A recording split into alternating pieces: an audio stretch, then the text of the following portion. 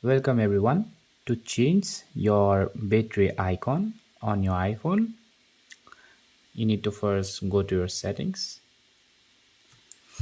Now from here, swipe down and you will find the battery icon. Tap here. Now as you can see, you will find these options.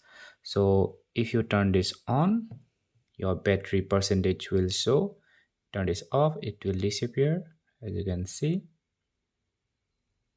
And if you turn on low power mode, your battery color will change to orange. However, if you turn this on, your iPhone will perform a bit slower. So you do this only in emergency scenario. And you might see some videos where they have changed the color of the battery icon. So that is not completely true. If you try to change this, your entire phone will also change with that. So that is not practical at all.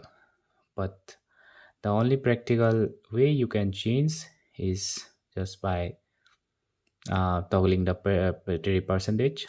And if you want to be orange, you can toggle this on as well. So yeah, that's how you change your battery icon on your iPhone. Thanks for watching.